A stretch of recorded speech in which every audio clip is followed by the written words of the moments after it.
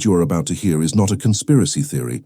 It is documented in congressional testimony, in CIA internal memoranda, in the personal records of the scientists who conducted the experiments, and in the accounts of survivors who spent decades trying to get their government to acknowledge what had been done to them. In 1953, the Central Intelligence Agency officially launched a program called MKULTRA. Its stated objective was to develop techniques for controlling human behavior, specifically the ability to extract information from unwilling subjects, implant false memories, induce amnesia, and program individuals to act against their own will and interests, without being aware that they were doing so. To achieve these objectives, the CIA contracted with universities, hospitals, prisons, and private research institutions across the United States and Canada. It funded experiments involving LSD, heroin, mescaline, barbiturates, electroconvulsive therapy, sensory deprivation, hypnosis, psychological torture, and surgical intervention. It conducted these experiments on prisoners, mental patients, drug addicts, sex workers, and ordinary members of the public who had no idea they were participating in a government program. Many subjects were never told what had been done to them. Some were permanently damaged. At least one is known to have died. In 1973, CIA Director Richard Helms ordered the destruction of all MKULTRA files. He understood that what those files contained could not survive public scrutiny. What he did not know was that a portion of the records had been misfiled in a financial archive that survived the purge. Those documents were discovered in 1977 during a Freedom of Information Act request, and they triggered one of the most extraordinary congressional investigations in American history. This is what the surviving documents show. Welcome back to Cold War Vault. Every week we open a new file. The secrets just got buried. We dig them up. To understand why the CIA spent 20 years and the equivalent of tens of millions of dollars in today's money attempting to control the human mind, you need to understand the particular fear that gripped American intelligence in the late 1940s and early 1950s. The Korean War, which began in 1950, produced a phenomenon that American military and intelligence officials found deeply disturbing. American prisoners of war who appeared to have been psychologically transformed by their captors. Some made statements condemning American foreign policy that seemed inconsistent with their known beliefs and backgrounds. Some participated in propaganda broadcasts for the North Korean and Chinese governments. Some, upon repatriation, expressed views about the war and about communism that bore little resemblance to the views they had held before capture. The term that entered the American cultural vocabulary to describe this phenomenon was brainwashing, a translation of the Chinese term sinao, and it carried with it a specific and terrifying implication that the human mind could be systematically altered through external intervention, that beliefs and loyalties could be installed or removed like software, and that the psychological integrity that Americans assumed was fundamental to individual identity was in fact vulnerable to techniques that the communists had apparently mastered. The CIA's concern was not primarily humanitarian, it was strategic. If the Soviets or Chinese had developed techniques for reliably altering human behavior and extracting information from unwilling subjects, those techniques represented a significant intelligence advantage that the United States needed to understand and counter. And if those techniques could be developed by the other side, they could potentially be developed by the American side as well, for use in interrogations, in agent handling, and in operations that required subjects to act against their own interests without knowing they were doing so. This was the institutional logic that produced MKULTRA. It was not the product of individual sadism, though individual sadism was present in some of what followed. It was the product of a bureaucratic and strategic calculation that the ends winning the Cold War, the intelligence competition, the contest for global influence, justified means that would have been considered criminal under any normal legal or ethical framework. The program was approved by CIA Director Allen Dulles in April of 1953 and placed under the direction of a chemist named Sidney Gottlieb, one of the most consequential and least known figures in the history of American intelligence. Gottlieb was a complex man, a folk dancer, a goat farmer, a stutterer who had overcome significant physical and social obstacles to reach the pinnacle of the American scientific and intelligence establishment. He was also the man who designed, managed, and personally participated in some of the most ethically transgressive experiments in the history of American science. MKULTRA was not a single program. It was an umbrella designation covering at least 150 separate research projects, conducted at 80 institutions including 44 universities and colleges, 15 research foundations, 12 hospitals and clinics, and 3 prisons. The contractors ranged from some of the most prestigious academic institutions in the United States to private researchers operating outside any institutional oversight. The central focus of the program's early years was LSD, lysergic acid diethylamide, which had been synthesized by Swiss chemist Albert Hofmann in 1938 and whose extraordinary potency and psychological effects had made it an object of intense scientific and intelligence interest by the early 1950s.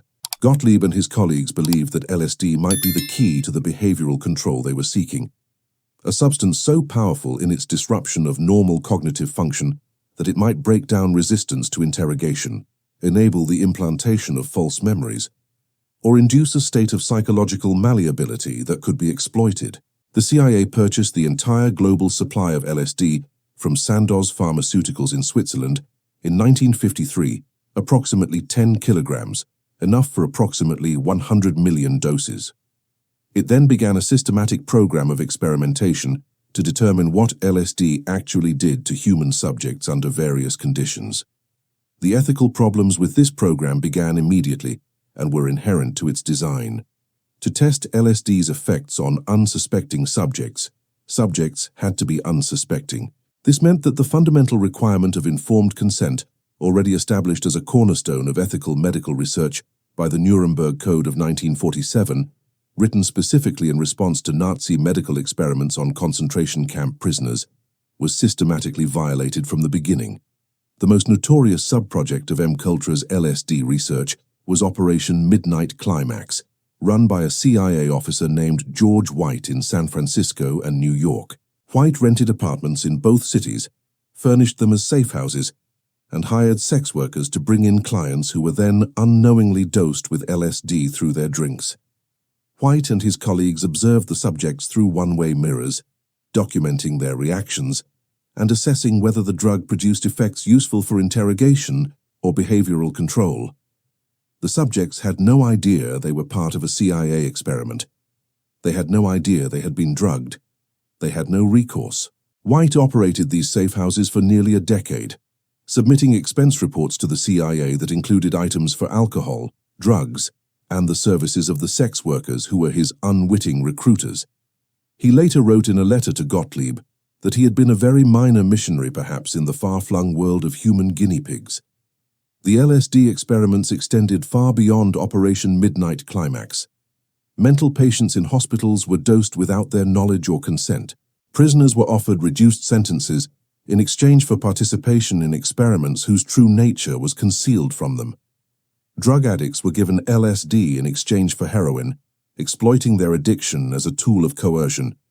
Students at universities whose administrations had contracted with the CIA were experimented upon without their knowledge. Beyond LSD, MKULTRA explored virtually every avenue of behavioral manipulation that 1950s science could conceive. Electroconvulsive therapy was used to induce amnesia and psychological regression. Sensory deprivation was studied for its effects on suggestibility. Hypnosis was investigated as a potential tool for programming subjects to carry out actions they would not consciously endorse. Combinations of drugs, sleep deprivation, pain, and psychological pressure were tested for their effectiveness in breaking down resistance to interrogation. The most extreme experiments were conducted in Canada, at McGill University in Montreal, by a psychiatrist named Ewen, who had been recruited by the CIA through a front organization called the Society for the Investigation of Human Ecology. Cameron was not a fringe figure. He was a former president of the American Psychiatric Association, the Canadian Psychiatric Association, and the World Psychiatric Association. He was, by conventional measures, one of the most distinguished psychiatrists in the world. What Cameron did with CIA funding was among the most ethically catastrophic research in the history of medicine. His technique, which he called psychic driving, involved using massive doses of electroconvulsive therapy, up to 150 times the normal therapeutic dose, combined with drug-induced sleep lasting weeks or months, to completely erase a patient's existing personality and then attempt to rebuild it from scratch using recorded messages played repeatedly through speakers installed under pillows. The patients subjected to Cameron's experiments suffered severe and in many cases permanent damage. Some lost decades of memory. Some lost the ability to care for themselves. Some lost their identities entirely, emerging from treatment unable to remember their names, their families, or any of their life before Cameron's intervention. They had come to him as patients seeking treatment for conditions ranging from depression to anxiety. They left, in many cases, as fundamentally different and severely damaged people. The name most associated with the human cost of MKULTRA is Frank Olson, and his story illustrates something important about how the program operated and what happened to people who got too close to its realities. Olson was a bacteriologist working for the U.S. Army at Fort Detrick, Maryland, where he was involved in biological weapons research. He was connected to the CIA through his work and had some awareness of, though not full knowledge of, MKULTRA's activities. In November of 1953, Olson attended a CIA retreat at a cabin in rural Maryland. During the retreat, Sidney Gottlieb spiked the drinks of several attendees, including Olson, with LSD without their knowledge or consent. Olson had a severe psychological reaction. In the days and weeks following the retreat, he became deeply disturbed, expressing guilt about his work and what he had witnessed or learned about activities he considered immoral. CIA and Army officials became concerned about his stability and his potential willingness to disclose information about classified programs. On November 28, 1953, 9 days after the retreat, Frank Olson fell from the window of his room on the 13th floor of the Statler Hotel in New York City. He was dead on impact. The CIA and Army told his family that he had committed suicide, jumping from the window in a state of mental disturbance.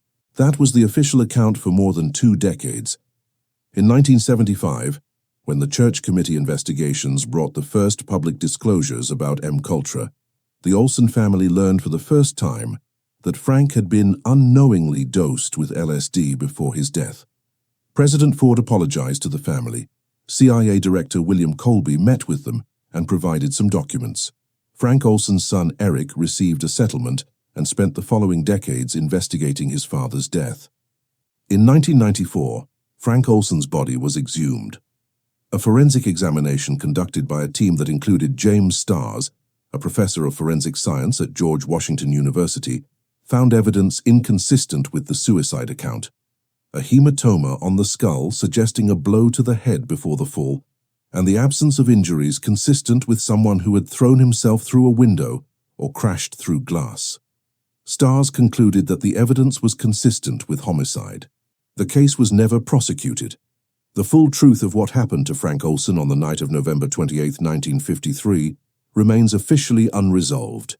What is not in dispute is that a government employee was secretly drugged by his own agency, experienced a severe psychological crisis, and died under circumstances that have never been satisfactorily explained.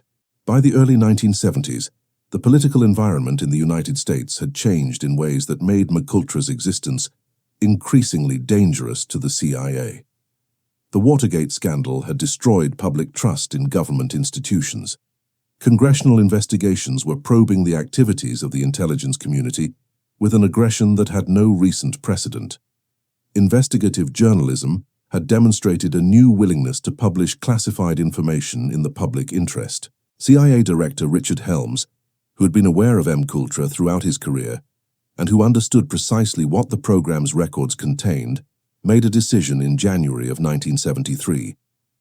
He ordered the destruction of all files related to MKULTRA and its sub-projects. The destruction was carried out systematically. Years of documentation, the records of 150 research projects conducted at 80 institutions over 2 decades, were shredded. The operational details, the names of subjects, the results of experiments, the correspondence between CIA officers and their contractors, almost all of it was gone. What Helms did not know was that one CIA employee had followed standard bureaucratic procedure rather than his director's order. A set of MKULTRA financial records had been sent to an off-site storage facility in Warrenton, Virginia, as part of routine document management. When the destruction order came, these files were not recalled and destroyed. They were simply forgotten. In 1977, a journalist and researcher filing Freedom of Information Act requests for documents related to CIA drug experiments discovered that the Warrenton files existed. The CIA was legally required to produce them.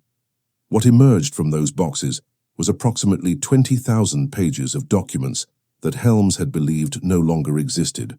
The Senate Select Committee on Intelligence, chaired by Senator Frank Church, had already been investigating CIA activities for 2 years when the MKUltra documents surfaced. The new material triggered a specific set of hearings focused on the drug experimentation program, held in August of 1977, at which CIA Director Stansfield Turner testified under oath about what the documents revealed.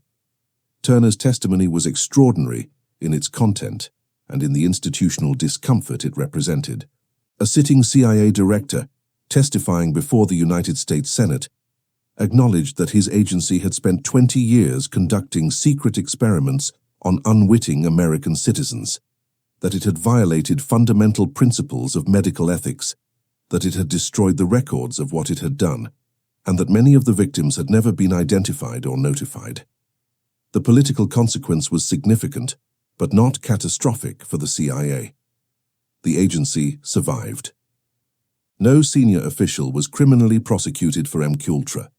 Sidney Gottlieb, who had designed and run the program, testified under a grant of immunity and retired quietly to a farm in Virginia, where he volunteered at a clinic for terminal cancer patients until his death in 1999.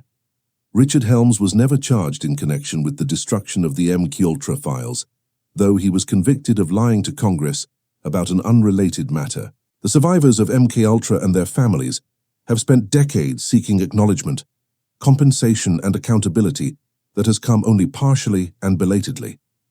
Ewen Cameron's patients in Canada pursued a class action lawsuit against the Canadian government, which had provided some funding for Cameron's research, through the Canadian equivalent of the CIA. After years of litigation, the Canadian government settled with a number of Cameron's former patients in 1992, providing compensation without admitting legal liability. The CIA's own liability to Cameron's victims was never adjudicated in court, because American courts ruled that the statute of limitations had expired by the time the program's existence became public. The fundamental question that MKUltra raises, and that has never been fully answered, is whether its objectives were ever achieved. The surviving documents suggest that after 20 years and millions of dollars, the CIA had not succeeded in developing reliable techniques for mind control, forced behavioral programming, or foolproof interrogation enhancement. LSD turned out to be too unpredictable and too dependent on set and setting to be a reliable interrogation tool. Electroconvulsive therapy destroyed memory, but could not selectively erase or implant specific content. Hypnosis produced inconsistent results that did not hold up under operational conditions. Sidney Gottlieb, in interviews conducted near the end of his life, acknowledged that the program had largely failed in its objectives. The mind, it turned out, was not a machine with accessible controls. The CIA had spent 20 years trying to find the levers, and had found instead that human consciousness was considerably more resistant to external manipulation than the original premise had assumed. But that conclusion, if accurate, raises a question that is perhaps more disturbing than the alternative. If MKUltra did not work, then what the CIA subjected thousands of people to over 2 decades was not even effective. It was pointless suffering, inflicted on unwitting victims in pursuit of capabilities that the agency never achieved, and that may not be achievable through any of the methods it tried. The ethical framework that MKUltra violated, informed consent, protection of human subjects, prohibition of coercive experimentation, was not new or obscure in the 1950s. It had been codified in the Nuremberg Code in 1947, written specifically in response to Nazi medical experiments, and it was widely known and understood in American medical and scientific circles. The CIA and the scientists it recruited chose to disregard it, not because they were unaware of it, but because they believed the strategic imperatives of the Cold War superseded the ethical requirements that applied to everyone else. That belief, that extraordinary circumstances justify the suspension of ordinary ethical limits, is the through line that connects MKULTRA to the other covert programs of the Cold War era. It is also the belief that makes MKULTRA relevant beyond its historical moment, because the circumstances that are defined as extraordinary have a persistent tendency to expand, and the ethical limits that are suspended in emergencies have a persistent tendency to stay suspended after the emergency has passed. The 20,000 pages of documents that survived Richard Helms's destruction order are available today at the National Security Archive at George Washington University. They are public records, accessible to anyone. They tell a story that the CIA believed it had successfully buried about what an institution will do when it believes the stakes are high enough and the oversight is insufficient to stop it. The story did not end in 1973. It did not end in 1977. It is still being told by the survivors who are still alive, by the families of those who are not, and by the documents that were not supposed to exist. MKULTRA failed to achieve its objectives. 20 years of research, 150 sub-projects, 80 institutions, thousands of unwitting subjects, and the CIA never successfully controlled a human mind. What it did achieve was considerably less intentional.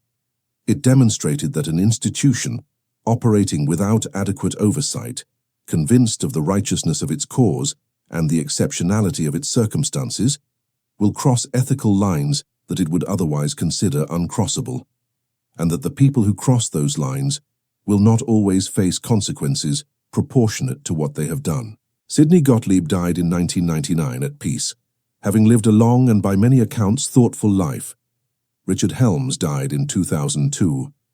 Ewen died in 1967, before the full consequences of his work became known.